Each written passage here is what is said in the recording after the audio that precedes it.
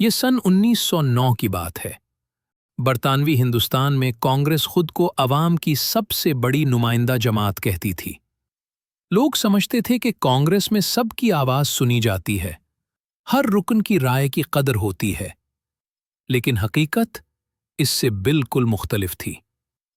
कांग्रेस के अंदर चंद ताकतवर लोग थे जो खामोशी से तमाम बड़े फैसले कर लेते थे।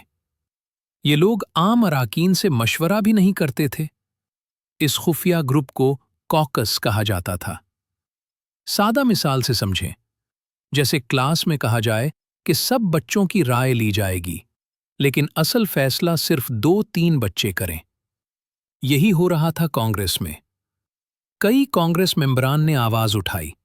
उन्होंने कहा, अगर ये जमात जमहूरी है तो फैसले चंद लोगों तक क्यों महदूद हैं? जब बात न बनी तो मामला अदालत तक पहुंच गया, और यहां मोहम्मद अली जिन्ना मंजर पर आते हैं।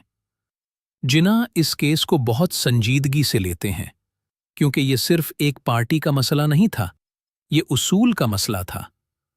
अदालत में जिन्ना ने न नारे लगाए न जज्बाती बातें की। उन्होंने कांग्रेस का अपना आईन उठाया और जज से कहा, मैं कुछ नया नहीं कह रहा, मैं सिर्फ वही पढ़ रहा हूं जो आपकी अपनी किताब में लिखा है। जिन्ना ने एक एक शिक पढ़कर सुनाई और साबित किया कि पार्टी आईन के मुताबिक हर रुकन को फैसला साजी में हक हासिल है, लेकिन हकीकत में यह हक छीन लिया गया था। जिन्ना का मुवक्किफ इंतहाई सादा था। जो जमात अपने अंदर इंसाफ नहीं कर सकती, वो मुल्क में इंसाफ का दावा नहीं कर सकती। ये जुमला अदालत में खामोशी ले आया। जिन्ना ने मजीद कहा, जमहूरियत सिर्फ नाम नहीं होती, ये अमल होती है, और जब अमल खत्म हो जाए तो दावा भी खत्म हो जाता है। ये बात किसी एक जमात के खिलाफ नहीं थी, ये हर ताकतवर निजाम के लिए थी। अदालत ने फैसला सुनाया कि कांग्रेस के अंदर कॉकस का निजाम गैर जमहूरी है और पार्टी आईन के खिलाफ है।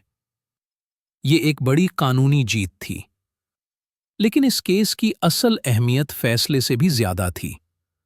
इसने ये साबित कर दिया कि मोहम्मद अली जिन्ना ताकतवर लोगों के सामने खड़े होने का हौसला रखते थे।